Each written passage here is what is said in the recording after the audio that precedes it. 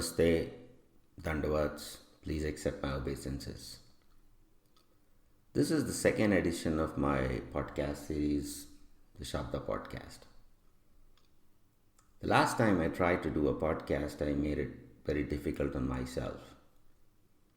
I structured the episodes around topics and questions within those topics, and accumulating those questions, sequencing them in an order, etc. used to take a lot of time.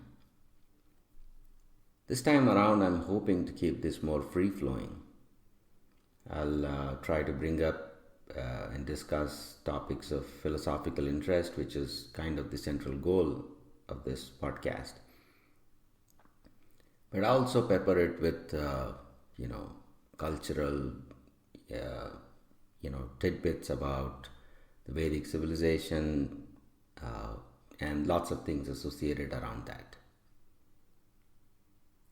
So let's begin by talking about how people greet each other. You heard me saying Namaste, Dandavats, please accept my obeisances at the beginning of the podcast. Why do we greet in this way? Now the term Namaste is comprised of two roots. The Sanskrit language, is built up of roots, like many other languages. So the first root is in Namaste is Nam. Nam means bowing or offering obeisances. But it also has, to those who are savants of the language or very interested in the language, the term Nam or the root Nam is also comprised of two more sounds, which are Na and Ma. Na, as in most languages, means no or not. It indicates a negation. The sound Ma, on the other hand, denotes self, and sometimes it denotes pleasure. The soul in Vedic philosophy has three aspects. They're called Sat, Chit, and Anand. And when people chant the sound Om, the sound Ma comes towards the end. And this sound Ma represents the pleasure.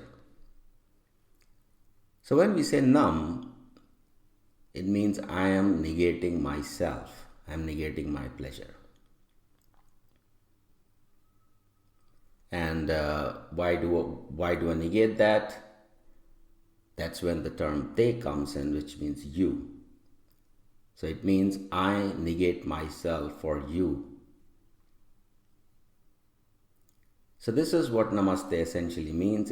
Loosely speaking, people say that I bow before you, I offer you obeisances, but it has a more deeper meaning where it says I negate myself for you.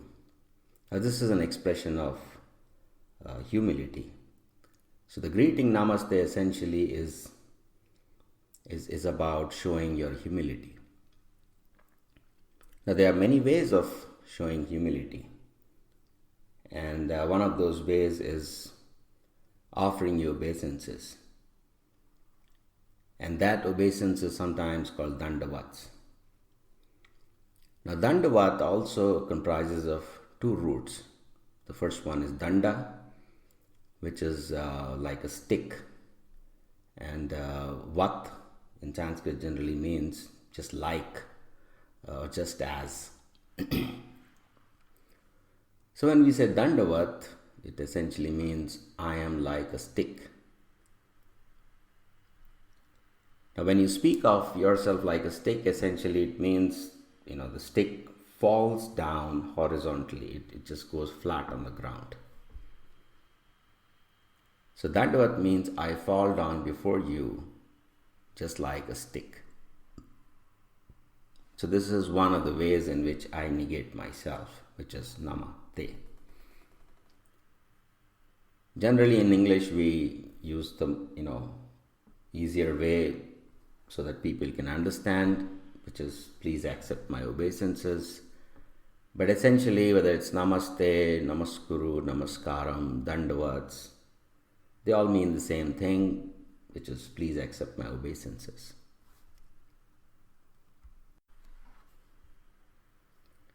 Now that we know how to greet each other properly, the topic for today is, what is God?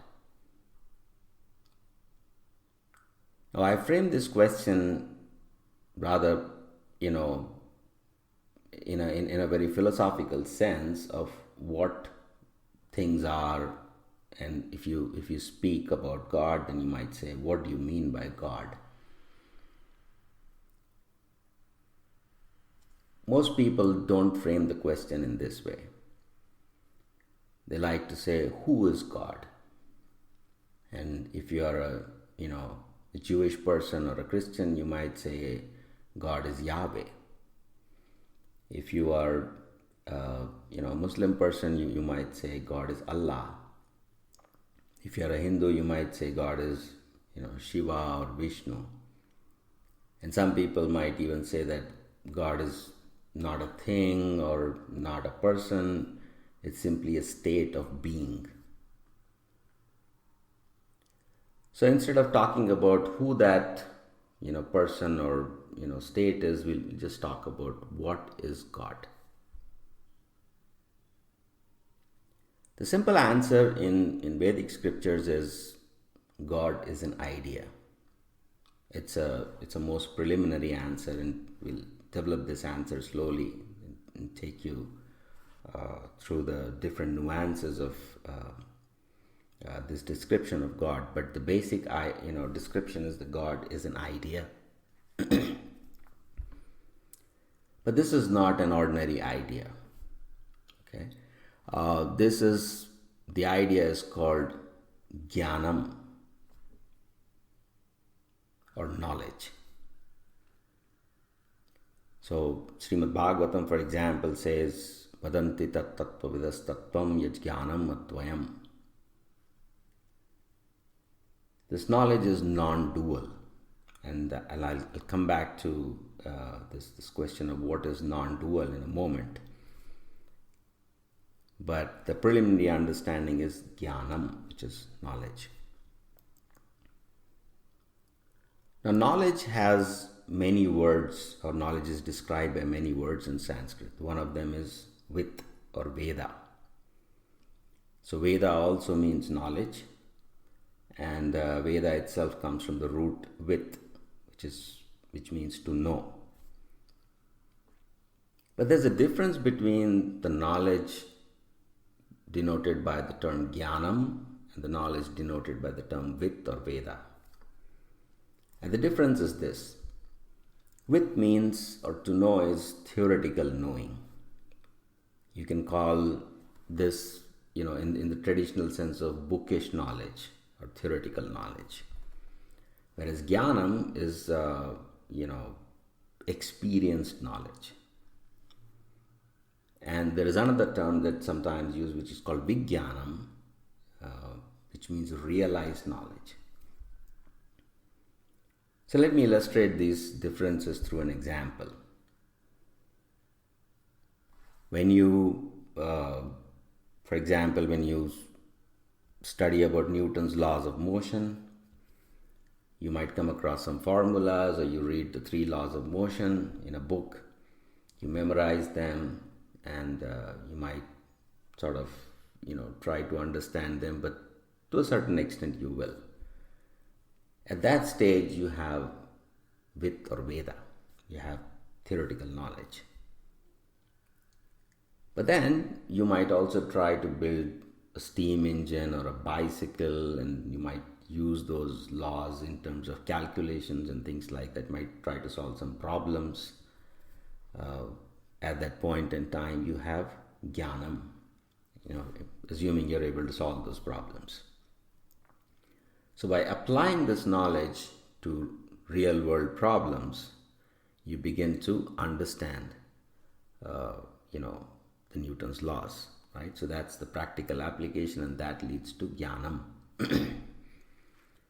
And over a period of time, you might compare these laws to lots of other laws, contrast them, and understand how this law is different from the other laws, or what are the different formulations of this law. For example, Newton's laws have, at least 3 different formulations. There's a conventional sense in which Newton formulated these laws. There's a Lagrangian formulation, there's a Hamiltonian formulation, and so on. As you formulate the laws in different ways, after you have done some real world applications, then you have a deep realization of what are the basic philosophical and ideological assumptions underlying these laws. And that type of realization is called Vijnanam. So, when we talk about knowledge here, you can say theoretical knowledge, practical knowledge, and realized knowledge. But we will just restrict ourselves to this notion of knowledge. So when we say that God is an idea, it's an idea of knowledge. And everything is said to expand from this knowledge. So, for example,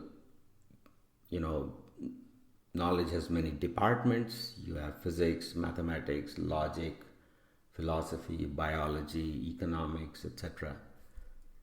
And these are the different classes or different divisions of knowledge. But somebody can ask you, after you study all these subjects, what do you know? And how did all this knowledge come to you? So the explanation in Vedic philosophy is that the origin of all these forms of knowledge is knowledge itself. And that is called jnanam. So when I ask the question, what is God? We're not so much interested in the name by which we call God. Whether it's Vishnu or Yahweh or Shiva or Allah or, state of being. We're more interested in understanding what do we mean by God. So, jnanam-advayam, now let's talk briefly about what do we mean by advayam. Dvaya means two-ness. It's the sound of dwa or duality exists in other languages like English as well. And to understand what advaya, which is non-dual, we should just take an example of what do we mean by duality. So think of a coin.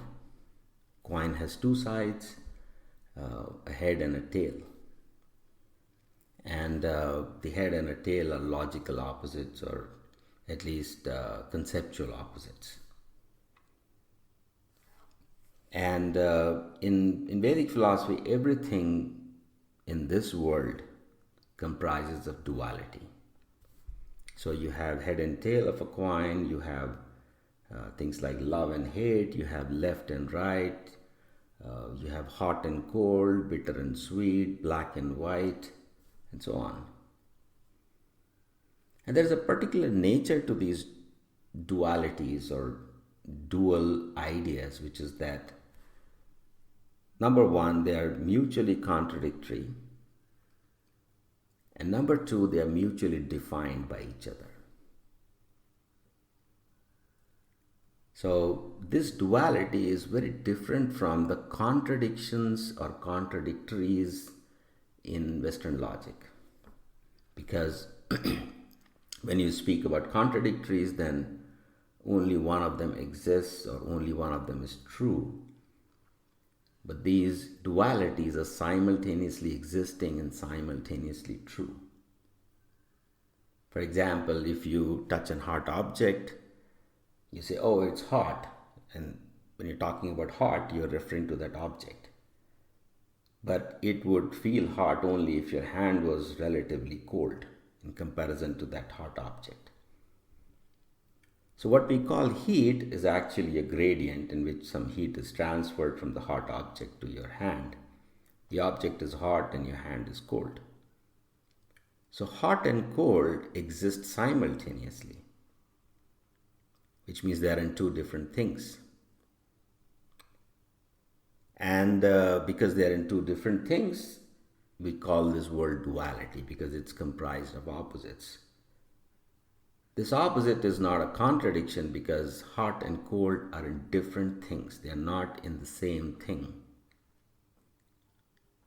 And of course, they could be, the same thing could be alternately hot or cold, but not at the same time. Okay?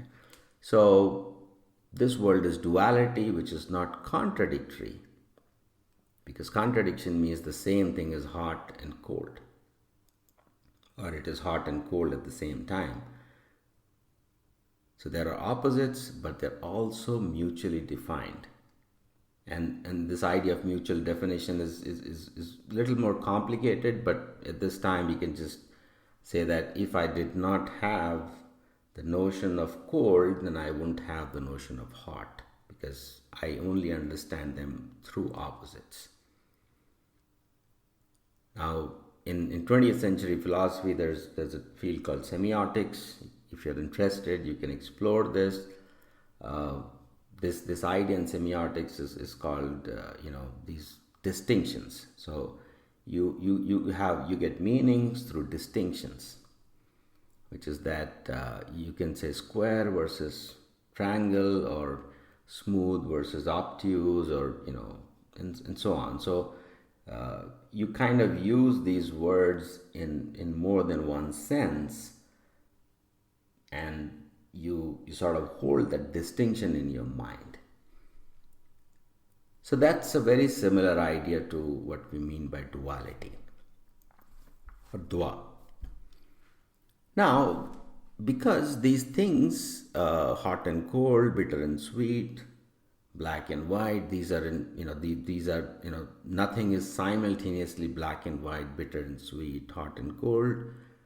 So they're separated in this world, and therefore this world is duality. But when it comes to the origin of everything, or God, they are combined. And this combination of opposites presents a big problem, because now duality becomes a contradiction, because the same thing is hot and cold, bitter and sweet. So Advaya means something that is non-dual. And that non-dual, to begin with, essentially comes from this idea about duality, which is that opposites are separated into different things, but in God, they are combined.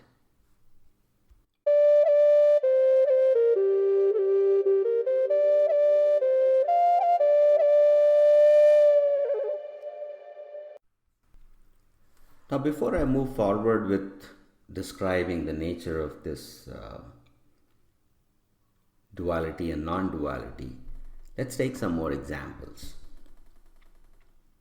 Let's pick the example of a coin. A coin has a head and tail, and head and tail are opposites. But there is something which we call a coin, which is neither head nor tail. At the same time, you can also say that a coin is actually both head and tail. So you are led to this notion of contradictions within this world, where you have a coin. The coin is neither head, it's nor tail, and yet it's both head and tail. So if you want to understand what is non-duality in terms of God, we can think in terms of what is non-duality in this world. And an example is a coin. Now, when I say that a coin is neither head nor tail, and yet it's both head and tail, there's a subtle distinction in how we use these words. Neither and both. And the subtlety is that we say that a coin is not a head, a coin is not a tail, but a coin has a head and a coin has a tail. If you are familiar with computer programming or object-oriented thinking, you would have heard these terms which are called is a and has a. A cat is a mammal and a cat has a tail. There's a difference. So when I say that there is a non-duality which is neither head nor tail,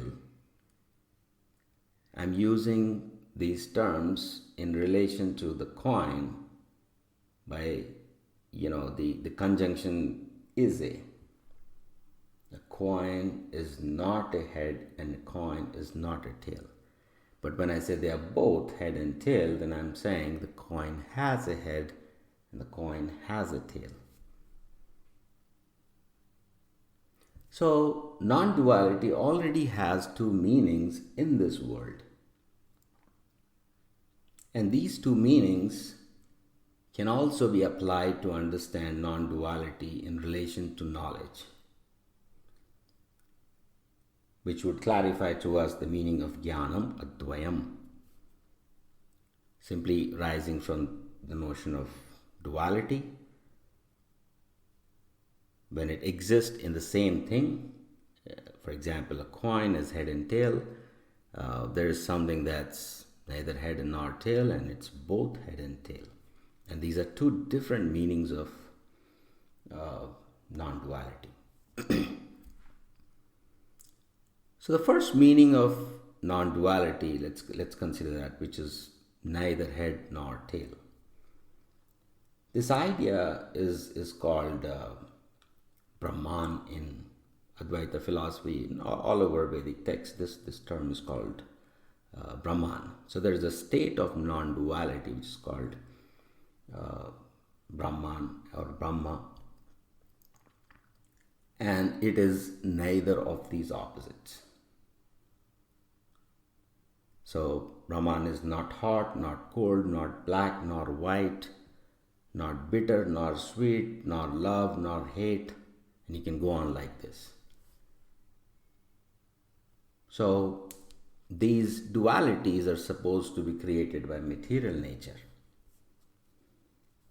And Brahman is something which is non-material,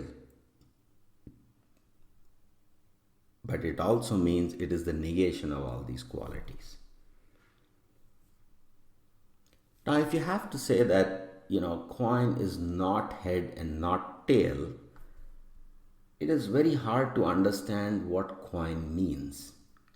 Because you could also say a horse is not head and not tail, or sky is not head, not tail. A house is not head, not tail. And,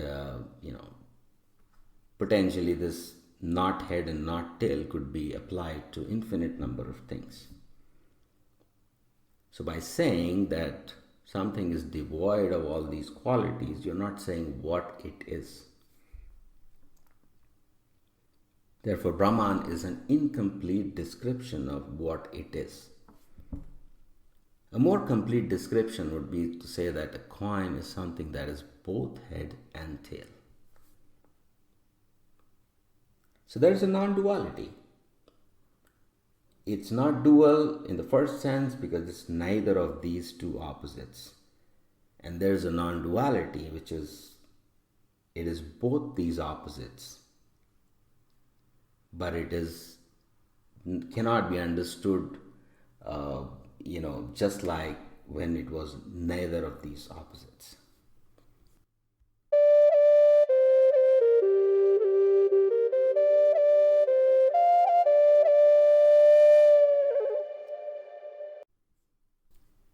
So jnanam-advayam, which we can say that non-dual knowledge,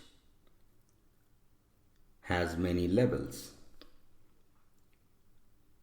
Vadanti tat tattva vidastattvam yaj jnanam-advayam brahmeti paramatmeti bhagavan iti saptate. So this non-dual knowledge is described in three ways. The first is called Brahman, the second is called Paramatma, the third is called Bhagavan. So when we speak about God, there are these three notions about God within Vedic philosophy. And most people do not know the distinction between these three things. So people might alternately refer to God sometimes as Brahman, sometimes as Paramatma, and sometimes as Bhagavan. But there are actually three different notions of non-duality. They're all non-dual and they all represent knowledge. But Brahman, as we have seen, is the non-duality in the sense of neither hot nor cold, neither bitter nor sweet, neither love nor hate. And the other notion of both of these opposites has a further distinction in Vedic philosophy, which we called Paramatma and Bhagavan. So let's spend a little few minutes on discussing what is that distinction. That distinction essentially comes from this first word, which is jnanam, or knowledge. And I said earlier that jnanam means realized knowledge, and or we can treat it as the idea of knowledge. Now when we talk about ideas, all ideas have a transcendental existence, and I mean transcendental in a very philosophical sense, not necessarily in a spiritual sense here.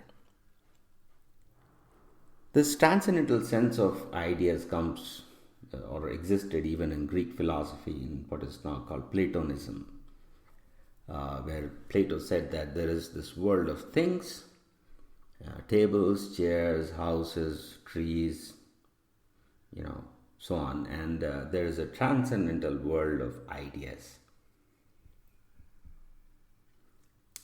In this world of ideas, there is an idea of a tree, there is an idea of a house, people, cars, and so on. But these are pure ideas.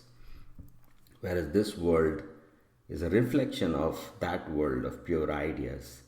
And in this world, there are two things. One is a substance and an idea. So sometimes in Greek philosophy, this distinction is made between a substance and a form. And so this world is a combination of substance and form, but the other transcendental world is pure form or ideas. So when I say transcendental, and I say that knowledge is an idea, that essentially means there is a transcendental idea of knowledge, and that knowledge exists in this world as individual pieces or individual types of knowledge, like for example biology, logic, mathematics, economics. These are all forms of knowledge. But there's a difference between the Greek notion of how these ideas advent into this world and the Vedic notion of how these ideas advent into this world. And here's the difference. The difference is that in Greek philosophy, the advent of ideas into this world arises due to substances. So for example, you have the idea of a chair, and then there is some substance called wood. And the idea of a chair or the form of a chair combines with wood, and you get a wooden chair. So this notion of forms kind of comes to Greek philosophy, because they had these idols of Greek gods, and they used to frame their images into stone, and there was a lot of debate about whether God is in the stone or God is actually transcendental.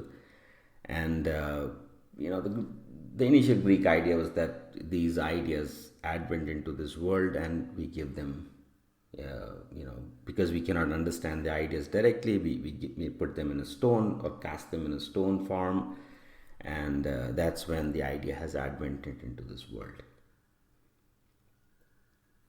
So, in Vedic philosophy, we do not say that this world is substance.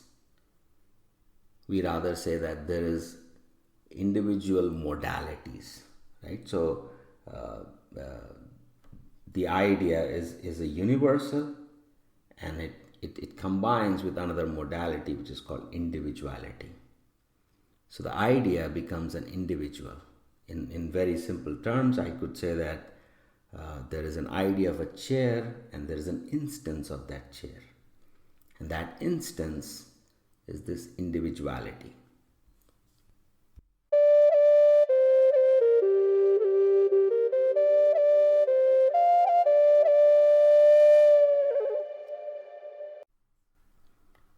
Now, once you get an individual chair, you have two notions of chair. The first one is the transcendental idea of a chair. But alongside that transcendental idea of chair, you also have an individual chair. The problem is, how do I know this individual thing is also similar to that transcendental idea? And this problem arises because the idea is one, but the instances of that idea are many. For example, you have one idea of a chair, and there are millions of chairs. So when Greeks said that the idea advents or combines with substance, there was a lack of clarity on how one idea actually becomes many instances of that idea.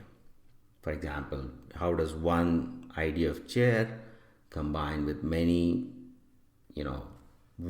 pieces of wood, and how does it become many chairs? Because whenever that combination occurs, it's inherently assumed that there must have been many copies of that idea of chair, which then combined with many instances of wood, and those many copies of ideas and these many pieces of wood combine to create many chairs. Now that would create the problem that those individual copies had to be created somehow or the other. So it won't be enough to just say there is one idea of chair. We would rather have to say there is one idea, but it has literally infinite copies.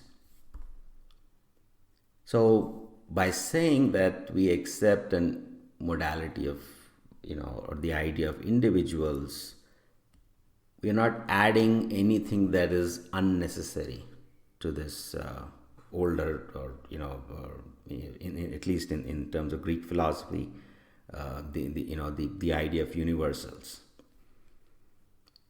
So, but when you have a chair, then at that point you ask, how do I know it is a chair?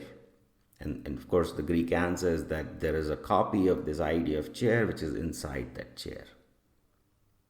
And this is where Vedic philosophy differs. It says that the idea of chair is still transcendent, but the chair inside the individual chair is a reflection of that idea.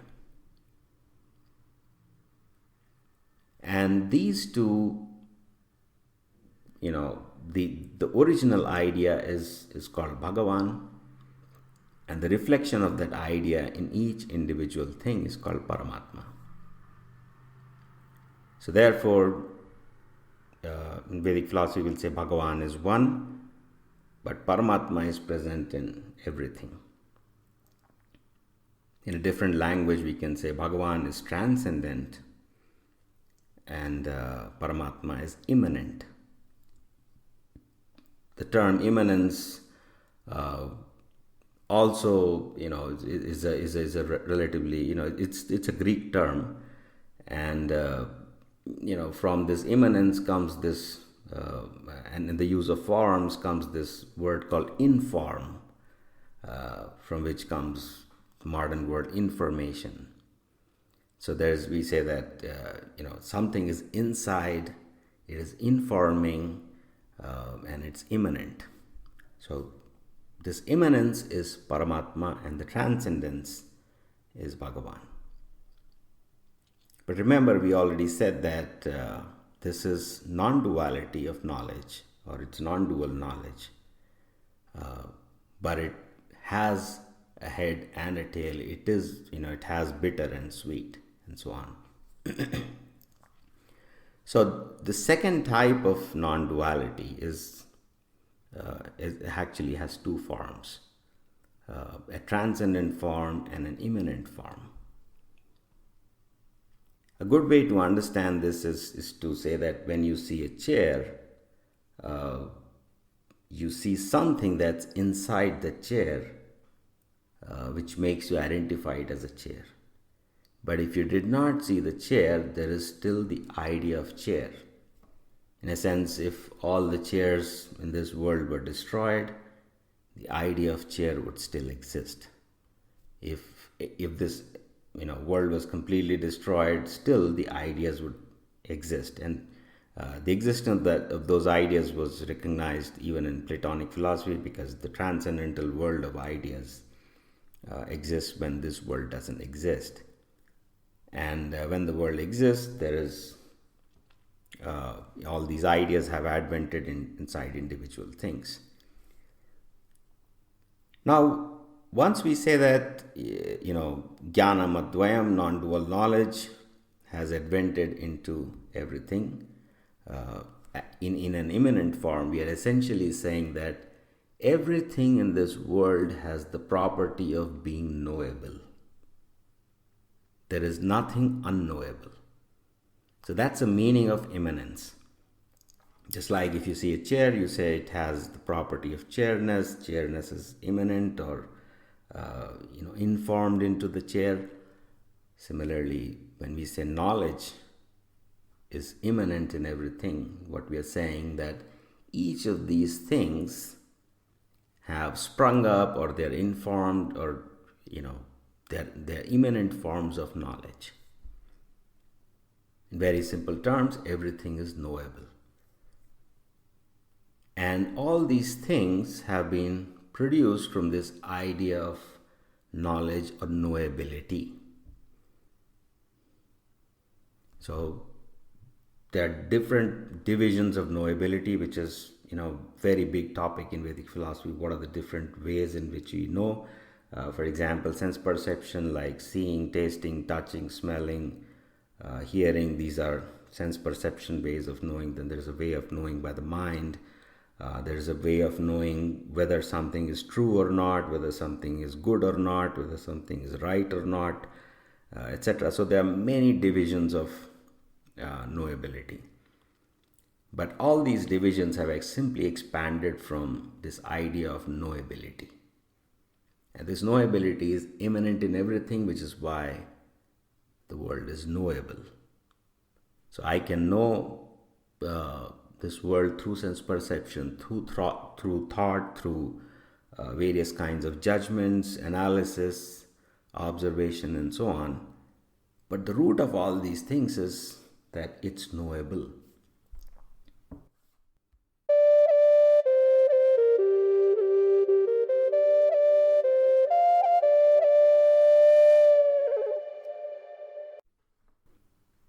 Now you might think that, why are we talking about knowability? Of course, everything is knowable.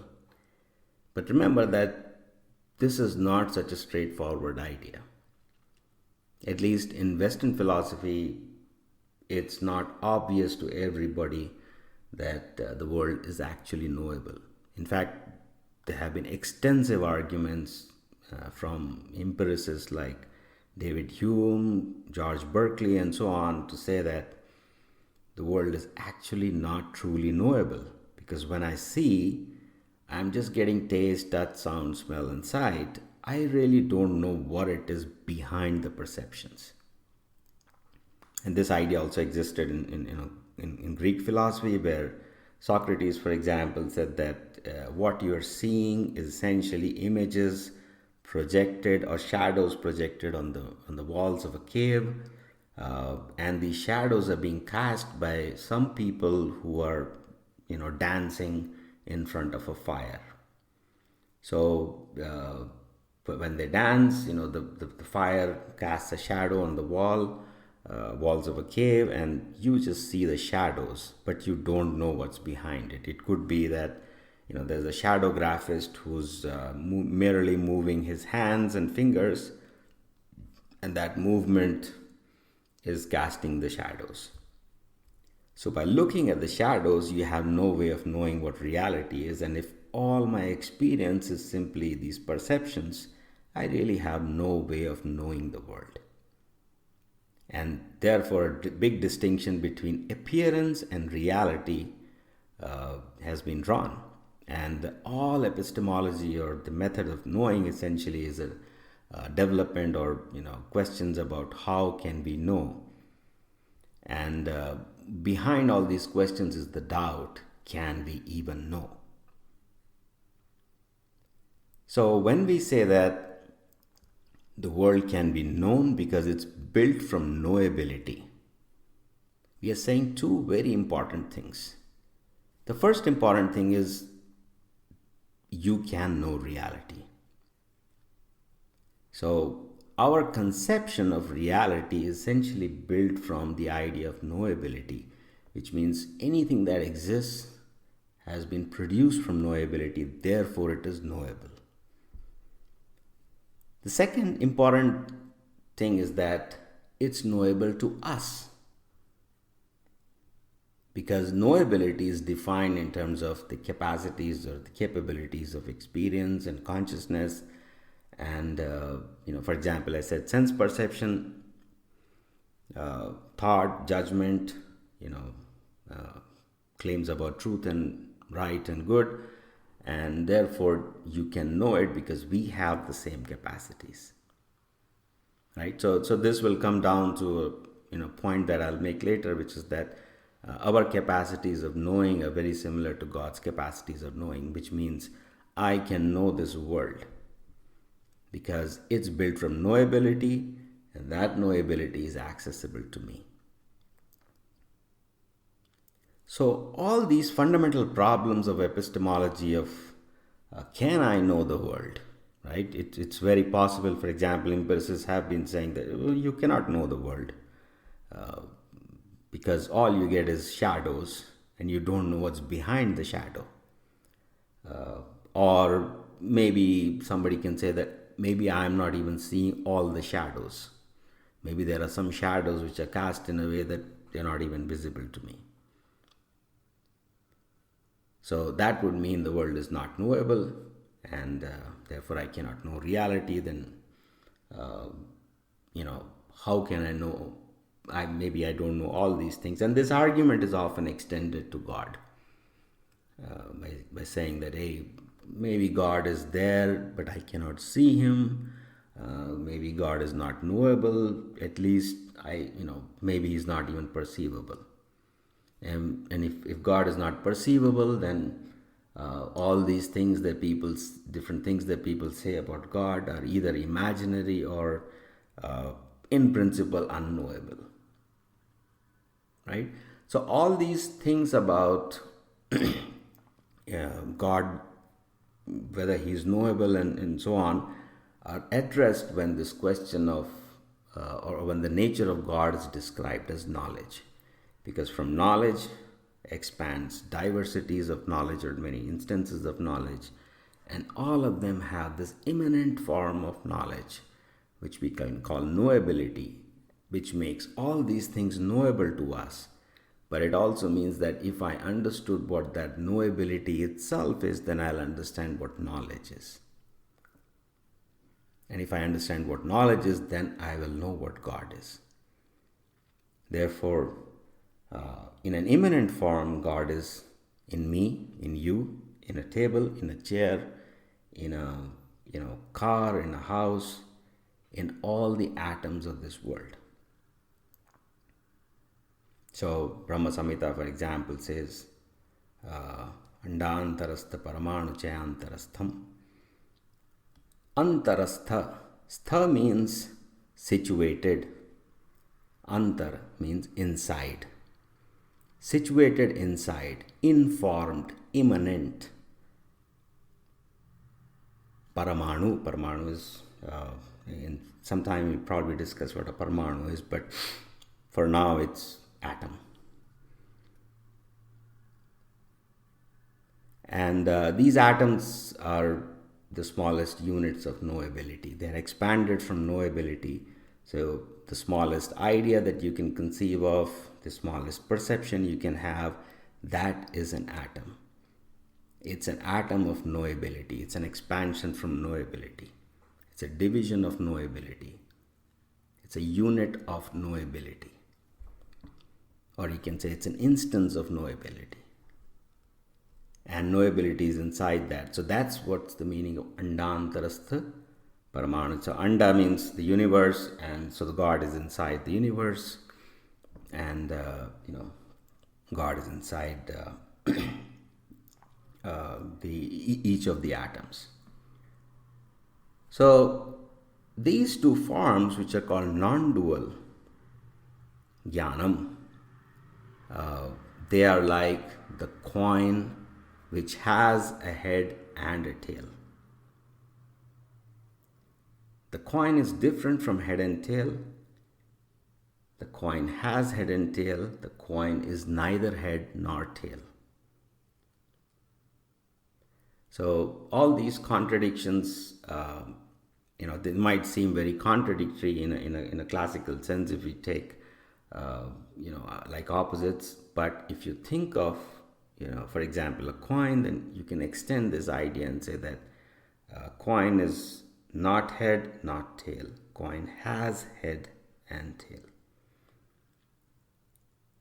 And knowability similarly has, one form of knowability is hot, another form is cold, one form is bitter, one form is sweet.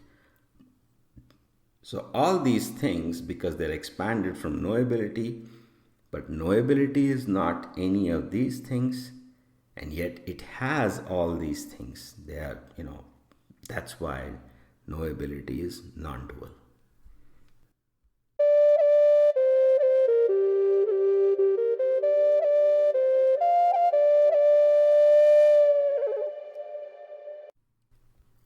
So now we can go back to the question of jnanam-advayam. We have accepted that, or we have said that, it's non-dual knowledge. And so this is the Vedic description of what we mean by God.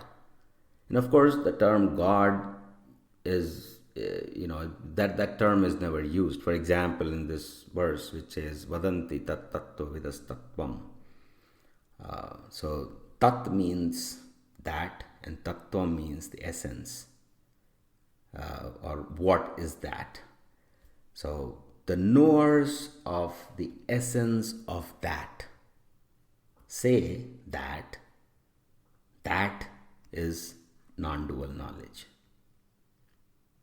And this non-dual knowledge can then be understood in three forms, which is Brahman, Paramatma, and Bhagavan. And Brahman is neither of these opposites, and Bhagavan and Paramatma are transcendental and imminent forms of this non-dual knowledge. So from here, or the basic idea or the understanding of what this essential truth is, or the conclusion of knowledge is, or what we mean by God, stem many different religious systems. The Advaita system says that, again, in the term Advaita, you get, non-dual. And that Advaita, or the Advaya term appears also in this jnanam-advayam. Right?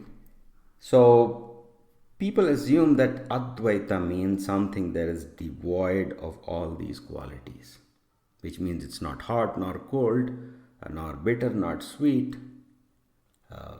But that's not the only kind of Advaita. There are three kinds of Advaita, because Dvaita means duality and non-duality. Advaita, is non-duality, but there are three forms of non-duality. One form is not hot, nor cold, nor bitter, not sweet. But the other two forms are both hot and cold, both bitter and sweet. And yet, they are not hot and sweet, they are not bitter and sweet. They have bitter and sweet, they have hot and cold. So has a modality, or they has a way of speaking rather than is a way of speaking. So when we talk about Brahman, we can say that the soul, or I am not this body. I am not male and female or female. I am not Indian or American or European. I am not black or white or brown. I am not tall or short. I am not young or old. When you deny all these things, that's when you get Brahman. But it's a negative conception of the self. I am not. It's like saying the coin is not head, not tail. That's one form of non-duality. The other form is, what am I? And at least to begin understanding the self, we must understand the supreme self, or the super self. And that understanding is also non-dual.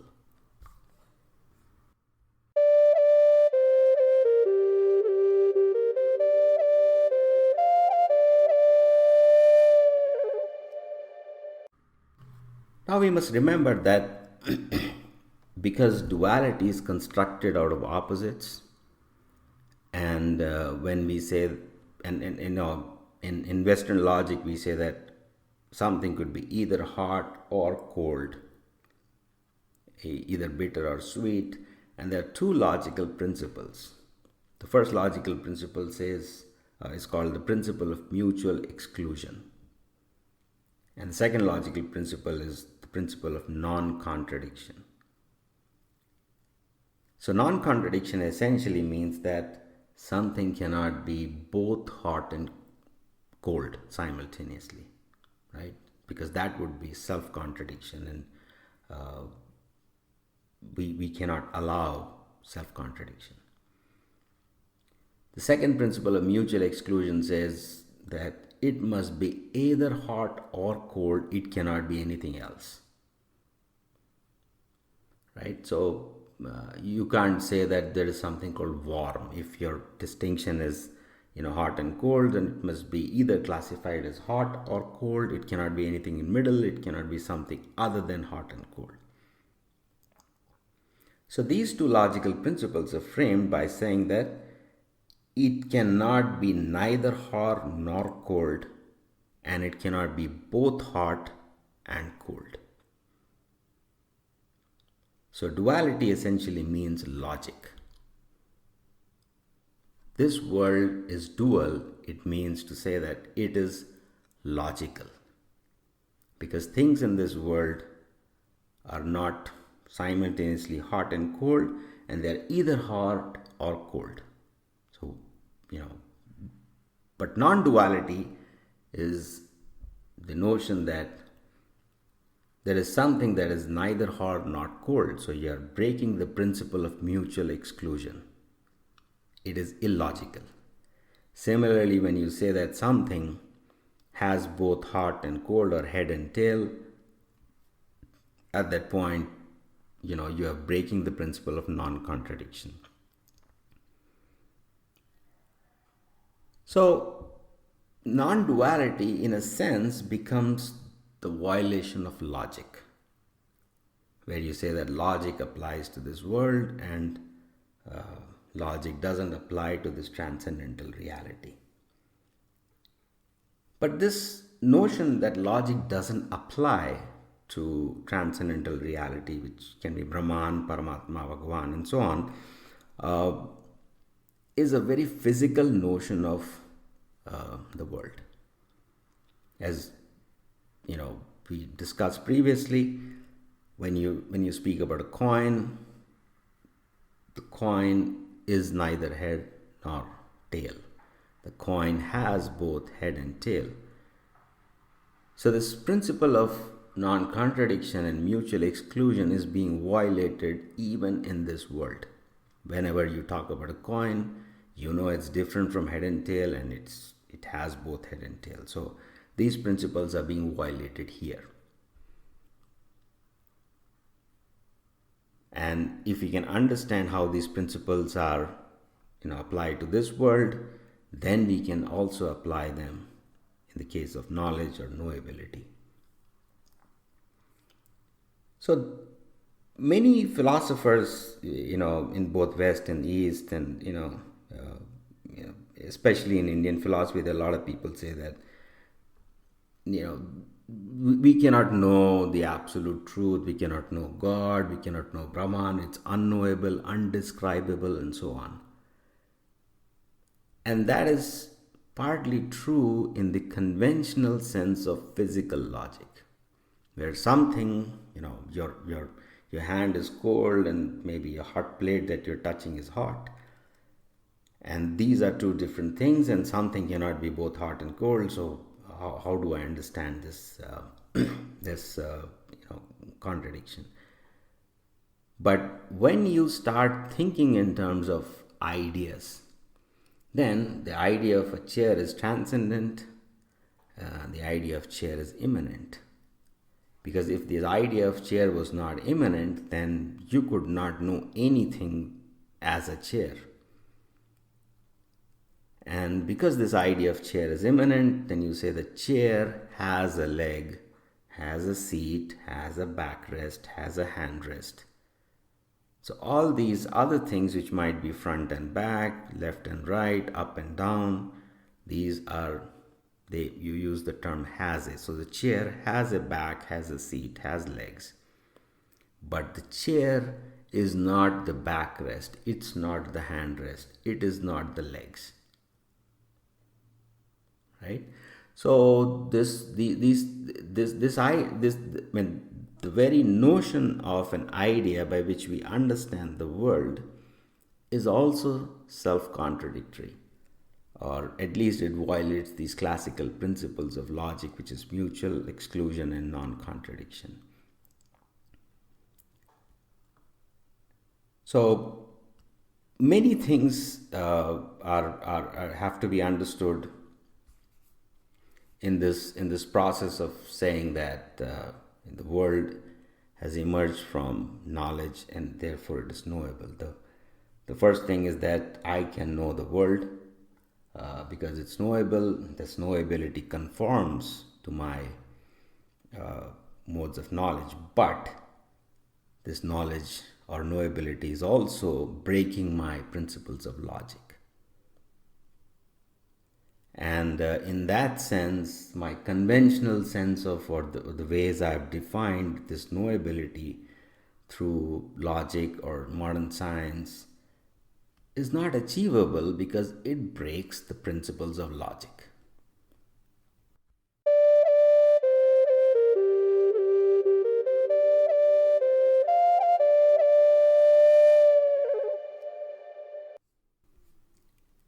Now, this is probably going to disturb some of you because it immediately brings up this picture of conflict between science and religion.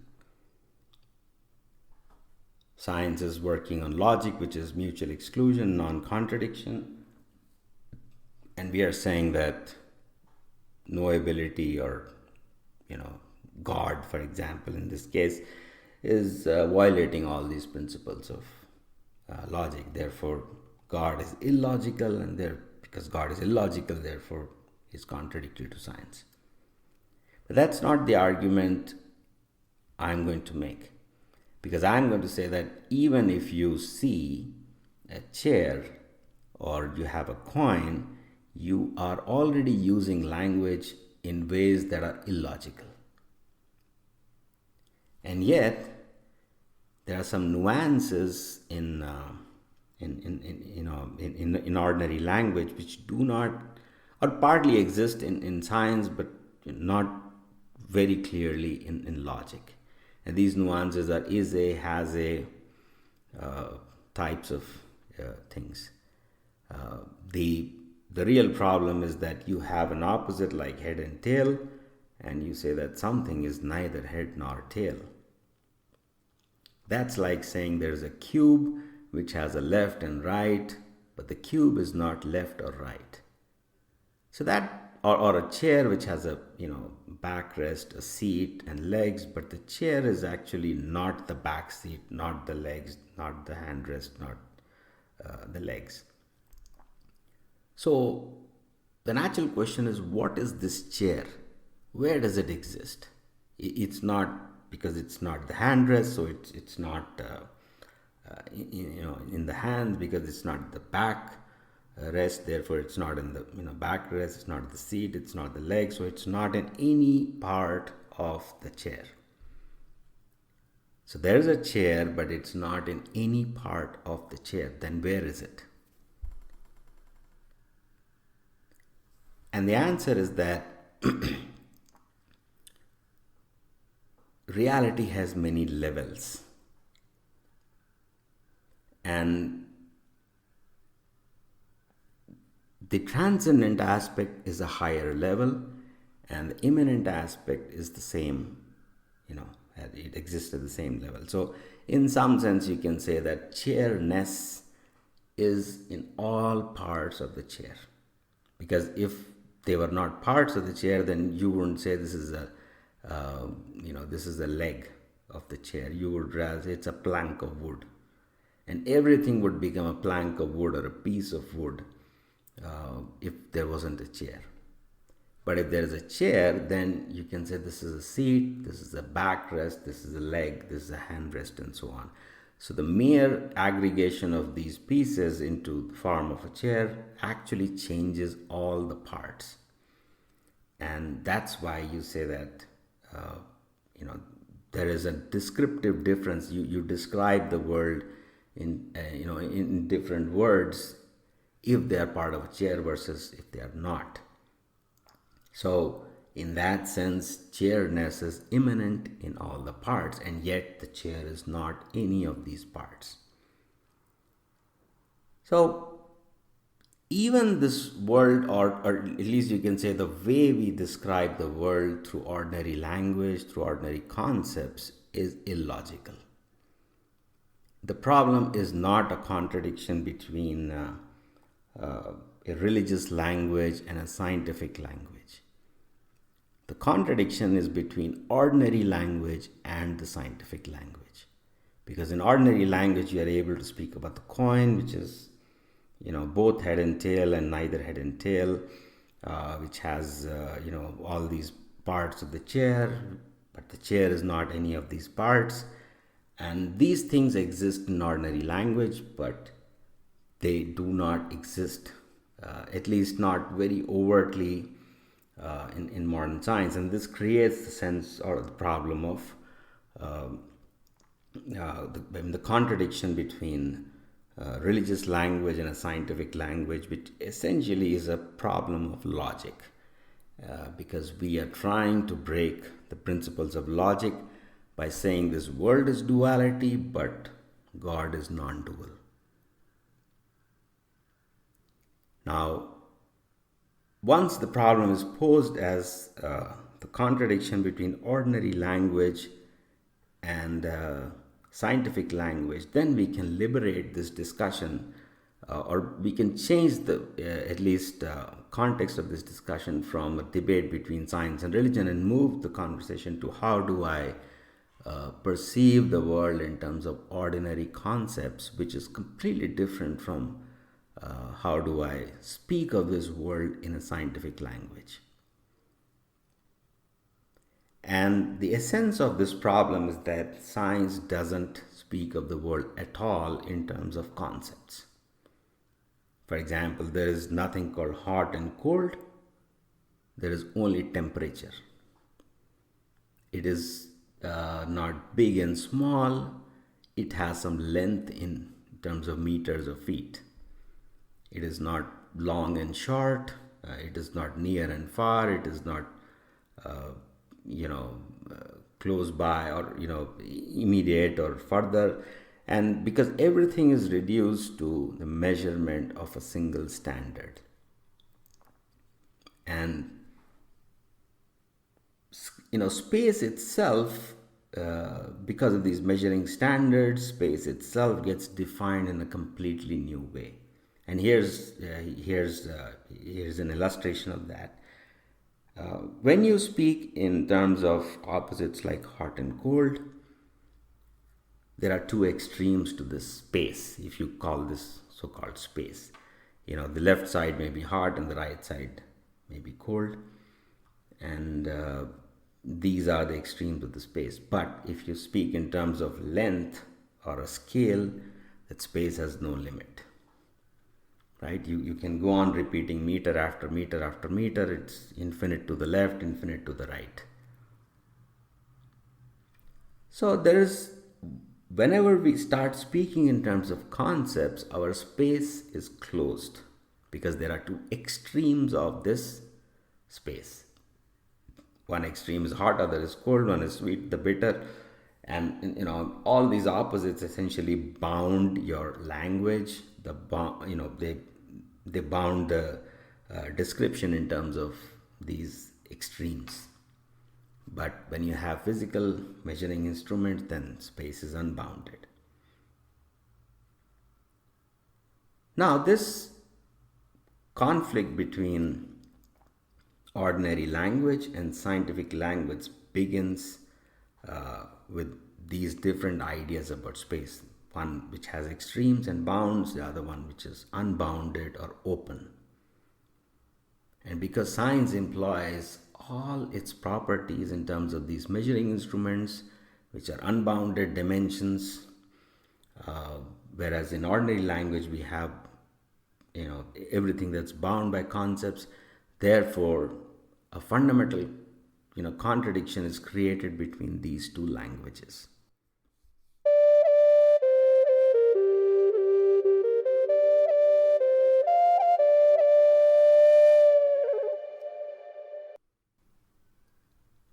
I'll probably use a future episode, podcast, and talk about how these differences between ordinary language and scientific languages arises.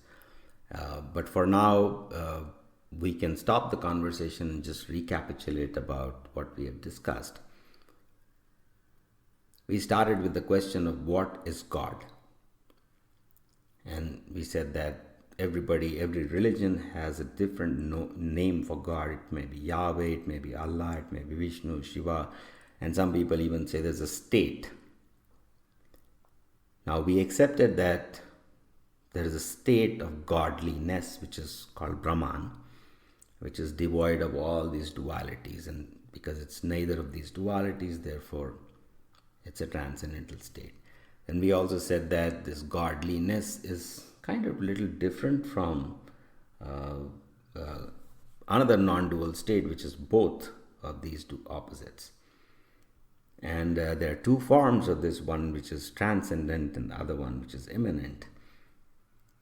And therefore we have three definitions of this transcendent reality, which is also imminent in this world. And this imminence in this world makes the world knowable, and yet this knowability is logically contradictory. And then we said that this logical contradiction is not a contradiction between religion and science. It's actually a contradiction between scientific language and ordinary language. So, lots of different notions about God, or most people who might not know these distinctions might be informative or instructive about how God is, the beginning of understanding of God is to say that God is an idea. that is the idea of knowledge. From this, knowledge expands lots of forms of knowledge, and knowledge is embedded inside all these forms because all these things are knowable. So this is a radical, very different notion about what God is. It's devoid of, and it's not devoid actually, but we can get into what these, why these different names are used in related to God, but instead of getting into those debates about my God is Allah and your God is Yahweh and my God is Vishnu and your God is Shiva, and then God is neither of these things but simply a state of existence, etc. When we go back to the question of, rather than asking who is God, we ask what is God. If we ask that question, then the other questions begin to seem a little less important, not completely irrelevant, but at least for the beginner, it frames the conversation into a better context. So that's all I will say for today, and meet you again next episode.